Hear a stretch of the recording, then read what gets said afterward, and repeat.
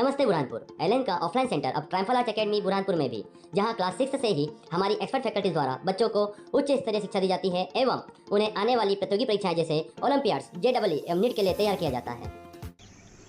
मध्य प्रदेश के बुरहानपुर में भाजपा के प्रदेश अध्यक्ष वीडी शर्मा पहुंचे हैं। यहाँ पे नेपथ नगर में सभा को संबोधित किया, उसके बाद वो बुरहानपुर पहुंचे हैं। बुरहानपुर में कार्यकर्ता सम्मेलन था। यहाँ पे पूर्व मंत्री विधायक अर्चन जेटिस ने यहाँ पे सांसद ज्ञानेश्वर पाटिल के लिए उन्होंने वोट मांगे हैं। कार्यकर्ताओं में जोश भरा है। इसी के साथ उन्होंने साफ तौर पर कहा है कि जीतू पटवारी ने जो बयानबाजी की है, जो रस ढूंढ रहे हैं, वो भाजपा की महिला कार्यकर्ता बताएंगे उनको चुनाव में कि रस क्या होता है, उनको घर बैठाएंगे। इसी के साथ उन्होंने कमलनाथ को भी आड़े हाथों लिया, वहीं धार दिग्विजय सिंह को भी आड़े हाथों लिया है। इस दौरे के बाद कहीं ना कहीं भाजपा मजबूत स्थिति में आई है और अब वापस कमबैक कर रही है चुनाव में, क्योंकि इन नेताओं के बाद, क्योंकि एक दिन पहले सीएम मोहन यादव पहुंचे थे, अब आज प्रदेश अध्यक्ष वीडी शर्मा पहुंचे हैं, जिसके बाद भाजपा मजबूत स्थिति में दिखाई दे रही है और कार्यकर्ताओं में जोश भर दिया है। बहरहाल ये तो आने वाला समय बताएगा क्या होगा इसमें। हमारी खबरों को देखने के लिए लाइक करें, शेयर करें, सब्सक्राइब करें ताकि आपको लेटेस्ट खबर मिले। यदि खबर आप फेसबुक, इंस्टाग्राम, ट्विटर पर देख उसको फॉलो करें। सुभाष गुजर के साथ संजय दुबे, बुरहानपुर। कांग्रेस पार्टी के प्रत्याशी इंदौर जैसी लोकसभा के मैदान छोड़ के भाग रहे। उड़ीसा के अंदर पुरी का प्रत्याशी मैदान छोड़ के भाग रहा है। मेरी लोकसभा में बुंदेलखंड के क्षेत्र में कांग्रेस मैदान छोड़ के भाग गई। तो जीतू पटवारी हो या बंटा ढार हो या करप्शन नाथ हो, ये कौन से सपने देख रहे हैं? और आप लोग भी कहाँ इनकी बातों में आ जाते हो?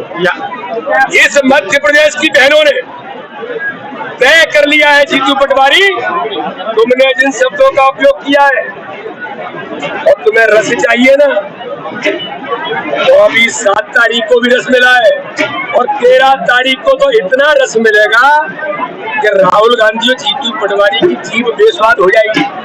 चिंता मत करिए, बहनों ने हथियार हाथ में ले लिए उसको ठीक करने के लिए। जीतू पटवारी ने कहा सर, प्रेम पित्रोदा का विवादित बयान है कि भारत के पूर्वी में रहने वाले लोग जो है चाइनीज जैसे और दक्षिण में रहने वाले लोग अफ्रीकन जैसे दिखते हैं। ये कांग्रेस मानसिकता के, कांग्रेस की जो मानसिकता है, ये अंग्रेजों की मानसिकता से विधानसभा चुनाव में आज से नहीं है। डिवाइड एंड रूल यही कांग्रेस के पास बचा है। तुष्टीकरण की राजनीति करना, भारत का अपमान करना, ये सैम पित्रोदा का बयान भारत की एकता और अखंडता और भारत की संप्रभुता पर प्रश्न चिन्ह खड़ा किया है, भारत की संप्रभुता को चैलेंज किया है। इसके खिलाफ कानूनी कार्रवाई तो होनी ही चाहिए। मैं ऐसा मानता हूं, इस चुनाव में देश की जनता भी सैम पित्रोदा जैसे लोगों को इस चुनाव में कांग्रेस को जवाब देगी। हर बूथ कांग्रेस मुक्त बूथ बनेगा और इस प्रकार के बयानों का जवाब देश की जनता। जीतू पटवारी ने कहा है कि इंदौर में जो भी बीजेपी का ही प्रत्याशी जीतेगा, इसको लेकर क्या कहेंगे? जीतू पटवारी का बयान है कि अभी बीजेपी का ही सांसद वहां पर जीतेगा। बीजेपी का सांसद जीतेगा इंदौर में, बीजेपी का सांसद तो जीतेगा ही, और वो थोड़ी कह रहे हैं अगली बार 400 पार का नारा नहीं लगाया है। ईवीएम मोदी जी ने कहा, ये विपक्ष ही कह रहा है कि अगली बार 400 पार, तो उस नारे को हमने आगे बढ़ाया। दिग्विजय सिंह एक बार भी ईवीएम पे सवाल उठाया, क्या बोल रहे? दिग्विजय सिंह हार का बहाना ढूंढ रहे हैं, लेकिन जनता ने उनका पूरी तरह से इंतजाम कर दिया है। विधानसभा चुनाव में जिन लोगों ने लोकसभा का काम किया था, उन लोगों की वापसी क्या होगी? चलो आइए भैया, बहुत धन्यवाद।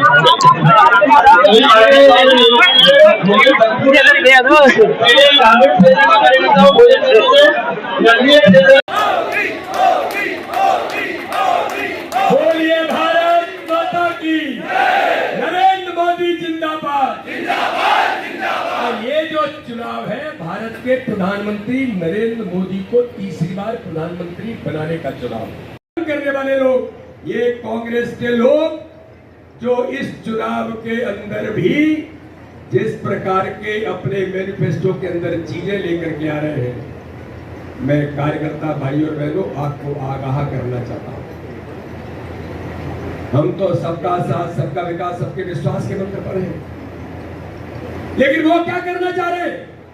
वो कह रहे मैनिफेस्टो के अंदर विरासत टैक्स लगेगा।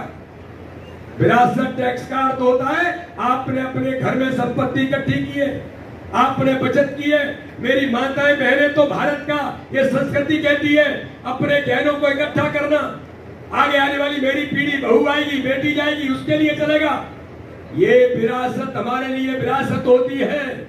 लेकिन कांग्रेस अंग्रेजों की मानसिकता से प्रेरित होकर के जो अब विदेशों में विरासत टैक्स लगता है, उसको भारत के अंदर लागू करने का काम कांग्रेस मैनिफेस्टो में ला रही है।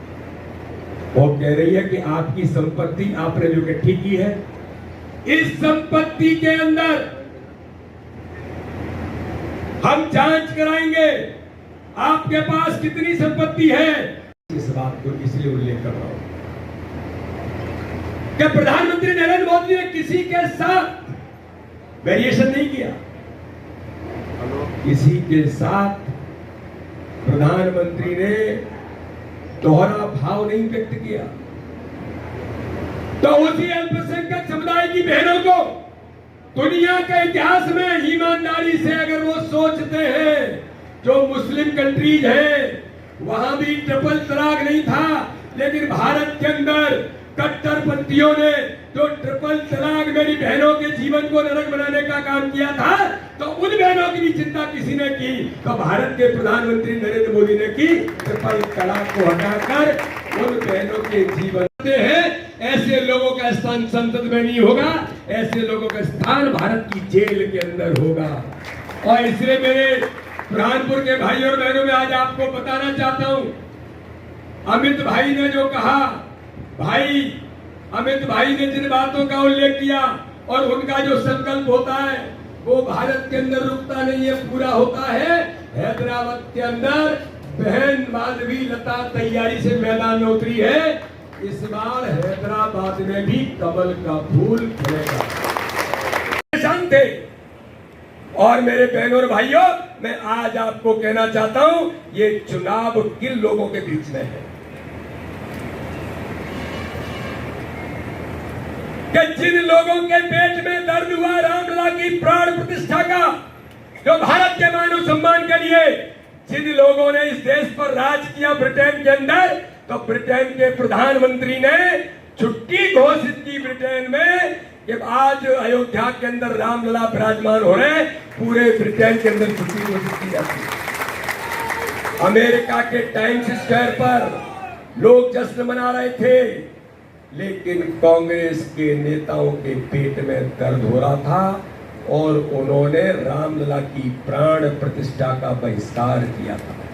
जरा मुझे ईमानदारी से बताओ, ये हमारे आराध्य भगवान राम का अपमान है कि नहीं है? ताकत से बताओ, है कि नहीं है? तो ये चुनाव उन लोगों के बीच में है जिन्होंने भगवान राम का अपमान किया है। ये चुनाव उन लोगों के बीच में जो मेरी बहनों के बारे में किन शब्दों का उपयोग करते हैं। एक दलित बहन इमरती देवी के लिए कांग्रेस के अध्यक्ष, उसने किन शब्दों का उपयोग किया है। कांग्रेस के दिग्विजय सिंह ने मेरी बहन पूर्व सांसद के लिए क्या कहा, मिस्टर कमलनाथ ने क्या कहा। तो राधिका खेरा जो कांग्रेस की राष्ट्रीय प्रवक्ता थी, वो रामलला के दर्शन करने चली गई। दर्शन करने क्या चली गई, उस बहन को कमरे में बंद करके छेड़खानी करने का प्रयास किया। उस बहन ने कांग्रेस से इस्तीफा दे दिया।